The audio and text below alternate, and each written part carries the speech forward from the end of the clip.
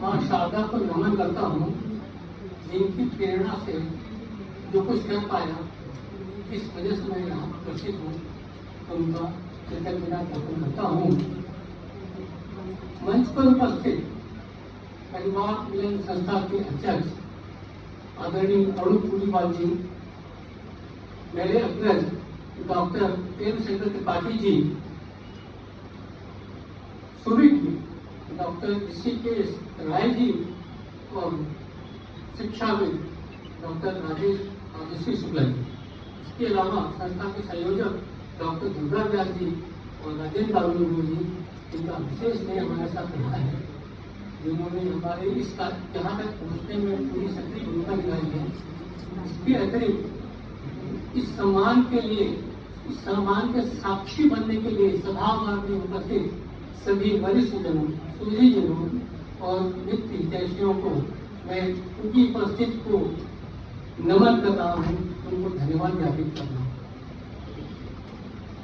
आज के इस अवसर पर मैं रोमांचित और अभिभूत हूँ, क्योंकि अभी तक जो कहा सुना गया है मेरे बारे में वो अंतस को भिगो रहा है। मैं इस बात से भी अभिभूत हूँ कि सनातन छंदों पर आधारित मेरी इस गीतिका संग्रह मन के छंदों के को 12वें काव्य वीणा सम्मान के लिए चुना गया है। काव्य वीणा सम्मान के लिए इस संग्रह को चुना जाना छंद आधारित काव्य के प्रति या उसके उन्नयन के प्रति परिवार मिलन संस्था की प्रतिबद्धता को दर्शाता है कि यह संस्था जो अपने सनातनी छंदों के प्रगति के लिए कितनी चिंतनशील है और कितना प्रयत्न कर रही है, और यह पुरस्कार उस चिंतनशीलता को बढ़ाता है। मैं संस्था को इस भव्य सम्मान समारोह के लिए हृदय तल से आभार ज्ञापित करता हूँ।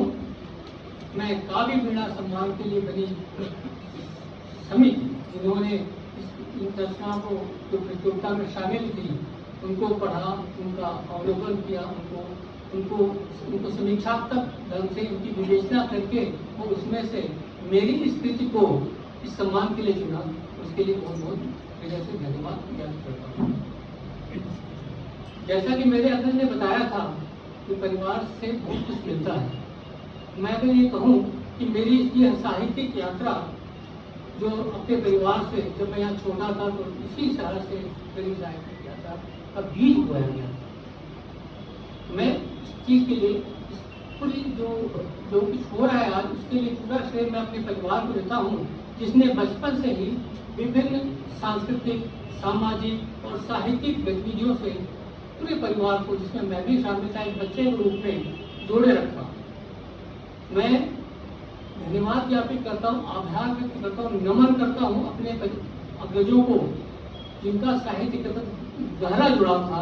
और जैसा कि जी उद्बोधन में डॉक्टर प्रेमचंद्र जी ने उसका उल्लेख किया था कि संस्थाएं भी इसी परिवार से, साहित्यिक संस्थाएं, सामाजिक संस्थाएं इस परिवार ने की है। इसने ज्योत्सना को उल्लेख किया था।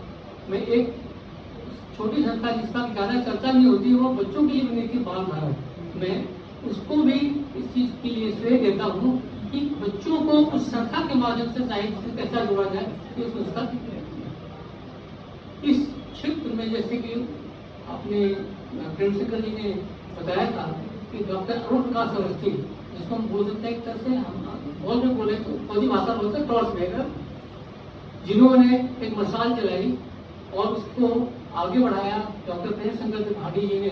तो हम तो अपना छोटा सा अभियान करने की कोशिश कर रहे हैं। हमारी धर्मपत्नियां मौजूद हैं, वो अपनी तरह से, वो भी अपनी तरह से गद्य में कर रही हैं, मैं पद्य में कर रहा हूँ। लेकिन इस साहित्यिक मसाल को जलाए रखने की जिम्मेदारी हमने अपने कंधों पर उठाई, और मुझे हर्ष हो रहा है कि हमारी अगली पीढ़ी भी तैयार हो रही है। हमारे जो भतीजे भतीजियां हैं, उनके अंदर भी ये बीज रोपित हो चुका है, पुष्पित कुलवित हो रहा है, वो हमको दिखता रहता है बीज में। जिसके एक झलक मुझे परसों ही मिली, जब मैं भैया के घर गया था, उन्होंने एक वीडियो भेजा कि बेटे को भी हिंदी स्वरचित रचना के ऊपर उनको पुरस्कार मिला। क्योंकि परिवार की देन है, इसको बताएंगे। यहाँ पर इस बात का उल्लेख करना भी समीचीन होगा कि मेरी आरंभिक शिक्षा, जैसे बताया था, यही कमला शिक्षा सदन से हुई थी, जहाँ विषय के साथ साथ सामाजिक मूल्यों, संस्कारों और धार्मिक आस्थाओं के प्रति आपको जुड़ाव को पोषित किया जाता था। मेरे कुछ सहपाठी इस सभागार में मौजूद हैं, रामचंद्र सिंह और दिनेश अवस्थी यहाँ पर मौजूद हैं। इतने सालों बाद इनको देखकर मैं खुद ही अनुभूत, ये एक जुड़ाव था। और मैं अगर कहूँ कि मेरी जो बचपन, मेरी साहित्यिक यात्रा कलकत्ता से आरंभ हुई थी, जो बीज के रूप में, पुष्पित पल्लवित, जब मैं यहाँ दोबारा अपने सेना जीवन के कार्यकाल के दौरान 2015 में यहाँ से मेरी नियुक्ति हुई डॉक्टर बंगाल एरिया में जनरल सप्लाई ट्रांसपोर्ट के रूप में, वहां से मेरा असली साहित्यिक सफर आरंभ।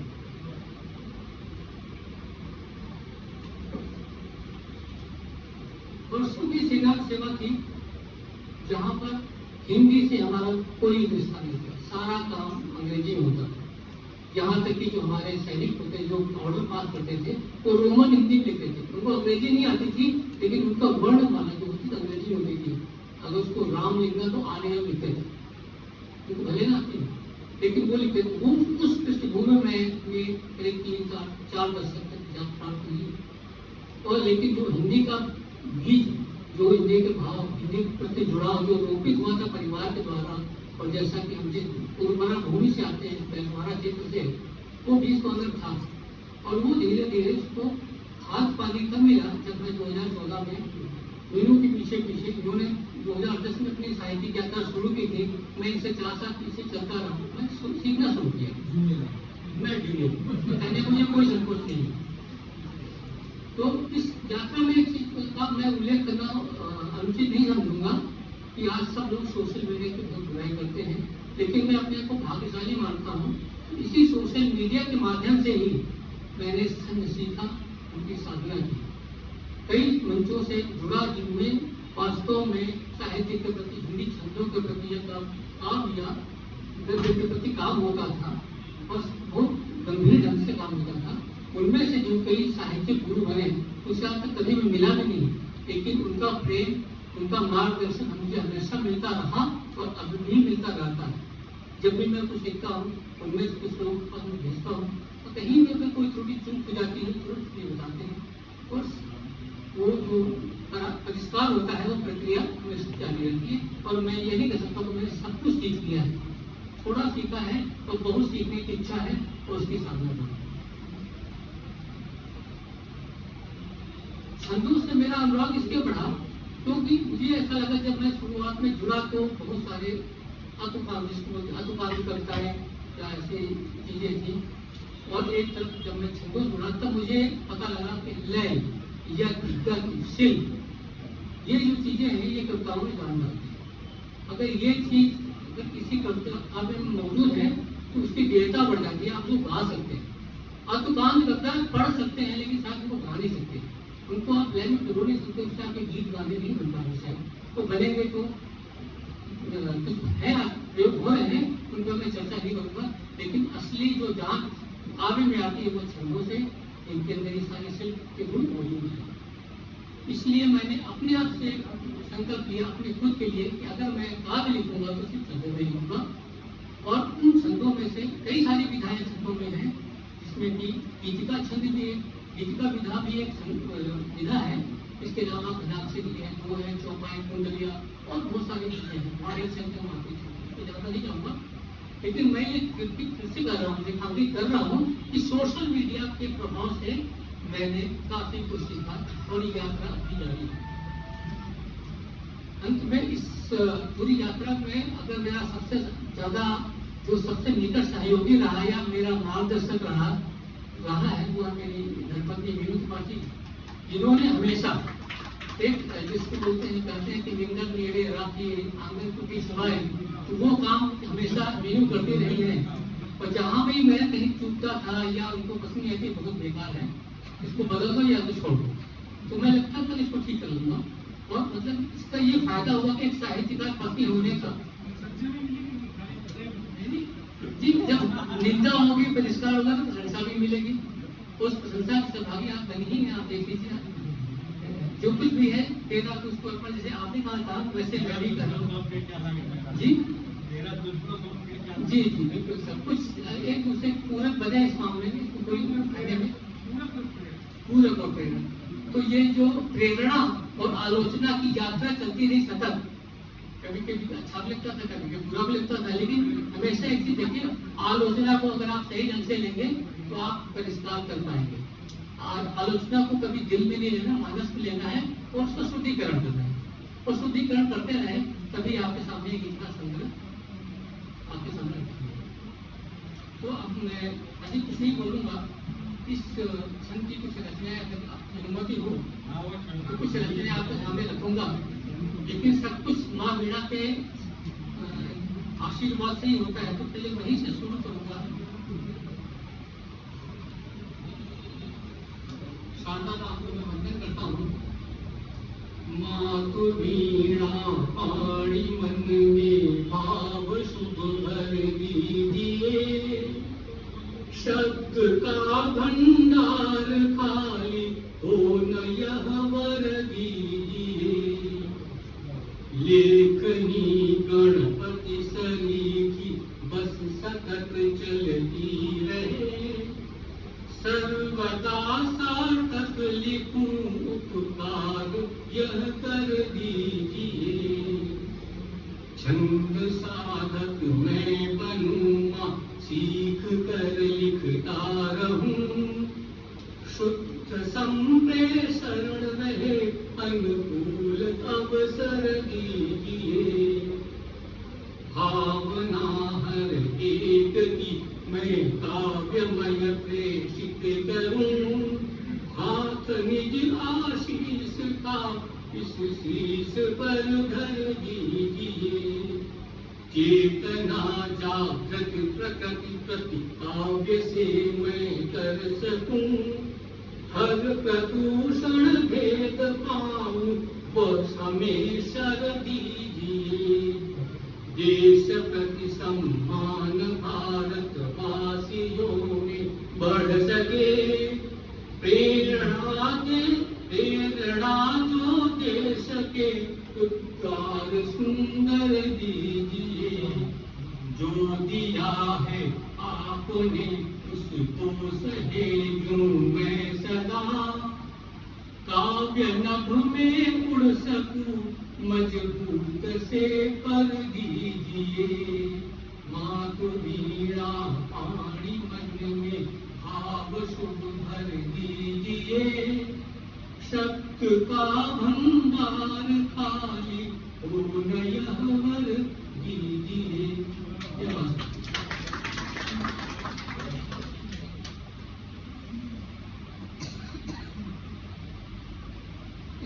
संग्रह की जैसे बताया, इस संग्रह में मैंने 31 छंदों के ऊपर कविताएं लिखी हैं। कुछ छंदों में ज्यादा गीत गाए हैं और कुछ कम, कुछ छंदों में कम गीत गाए हैं। उनमें से 3-4 कुछ आपके सामने रखता हूँ, छोटी छोटी गीता है। गीत का संपरिक पहले आपके सामने रखना हुआ है, उसका शीर्षक है मित्र ही सब कुछ। मीत वह जो साथ हंसने के लिए तैयार है, मीत वह जो साथ हंसने के लिए तैयार है, हर घड़ी जो संग चलने के लिए तैयार है, कीजिए उस पर भरोसा जो नहीं धोखा करे, कीजिए उस पर भरोसा जो नहीं धोखा करे, संग जीने और मरने के लिए तैयार। जी रहे थे बेखबर होता भला है प्यार क्या, जी रहे थे बेखबर होता भला है प्यार का, प्रेम यदि पाए संवरने के लिए तैयार है, तो मित्र को पहचानिए करिए भरोसा, फिर कभी कंटकों में पैर धरने के लिए तैयार है, प्रीति का बंधन उठा जो दिलों में घर करे, प्रेम रस में संग पगने के लिए तैयार। अभी उसका उल्लेख किया था, कविता क्या है राजेंद्र जी ने बताया था, तो उसके कुछ हम आपने पढ़े थे, कुछ मैं पढ़ने का। काव्य पिरोकर लय में लाए कविता उसको कहते हैं, भाव हृदय के जब लिख पाए कविता उसको कहते हैं, मन में कुंठित भाव अनेकों उलझे रहते आपस में, खोल गांठ जो भी सुलझाए कविता उसको कहते हैं। छटा बिखेरे प्रकृति निराली, भांति भांति के बिंबों से वर्णन में दर्शन करवाए कविता उसको कहते हैं। चंचल कोमल भाव तेरे, प्रकृति उभारे दिन प्रतिदिन, मेघ घनेरे दृश्य दिखाए कविता उसको कहते हैं। उछल कूद कर पर्वत चीरे, धारा पल पल गति बदले, कल कल की ध्वनि जब उपजाए कविता उसको कहते हैं। पत्तों के जब बीच गुजर कर मले निकाले ध्वनि सरसर, दृश्य डूब के मन सिहराए कविता उसको कहते हैं। इंद्रधनुष के तो आपने बता ही दिया था, वो पंक्ति छोड़ता हूँ। झींगुर दादुर की आवाजें, कोयल कागा मन मोहे, झींगुर दादुर की आवाजें, कोयल कागा मन मोहे, जब मिलकर यह गान सुनाए कविता उसको कहते हैं।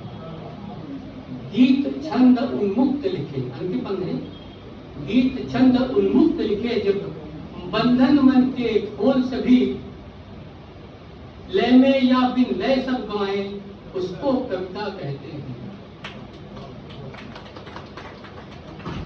अब एक राष्ट्र से जुड़ा सैन्य जीवन से एक भारत की नया भारत नई सोच इस भाव है मेरे, आप देखिएगा। बदल रहा है भारत अपना, इसे शिखर पर आना है, आगे चल नेतृत्व कर रहा, पीछे आज जमाना है। आज आप देख रहे हैं जो हो रहा है कि बदल रहा है भारत अपना, इसे शिखर पर आना है, आगे चल नेतृत्व कर रहा, पीछे आज जमाना है। नींद त्याग कर करवट बदली, दूर हुई जड़ता सारी, नित नए प्रतिमान बढ़ रहा, यह जगने पहचानना है। सर्व सनातन परिपाटी के लेकर अच्छे तत्व नए, सर्व सनातन परिपाटी के लेकर अच्छे तत्व नए, नए कलेवर उनको देकर सर्वग्राह मनवाना है। त्राही त्राही जब विश्व कर रहा, देश लड़ा हर विपदा से, कोरोना काल की बात यहाँ गीत कर रहा हूँ। त्राही त्राही जब विश्व कर रहा, देश लड़ा हर विपदा से, देशवासियों के दम थंपा सबने लोहा माना। एक एक मिल 11 होते, युक्त यही उत्साह भरे, उन्नत पथ की कठिनाई को मिलकर सुगम बनाना है। और अंत में आपको गांव की ओर ले चलता हूँ, क्योंकि हर एक जो हमारा भारतवासी है किसी न किसी रूप में गांव से जुड़ा है। तो प्रदीप संघ में मैंने इतनी कोशिश की है, मन बसता है गांव में। निर्मल जल थल नभ दिखता है नित्य हमारे गांव में, निर्मल जल थल नभ दिखता है नित्य हमारे गांव में, फसलों से हर घर भरता है नित्य हमारे गांव में। पीपल के नीचे सजती है गान मंडली सांझ को, चौबारे दीपक जलता है नित्य हमारे गांव में। जब सरसों खेतों में खिलती, पीत वसंत पहने भरा, पीला सा सागर लहराता नित्य हमारे गांव में। सांझ सवेरे दल घंटी की टुन टुन बड़ी मधुर लागे, स्वर लहरी में मन रमता है नित्य हमारे गांव में। बदल रहा है देश हमारा, बदल रहा है देश हमारा, बदले सारे गांव भी, असर सभी जन पर पड़ता है नित्य हमारे गांव में। गांव चुके नहीं है। यद्यप चकिया नहीं चले अब, यद्यप चकिया नहीं चले अब, पर मन भावन गीत हैं, मंदिर का घंटा बजता है नित्य हमारे गांव में। मंदिर का घंटा बजता है नित्य हमारे गांव में। एक बार फिर से आप सबको बहुत धन्यवाद इस सम्मान के लिए।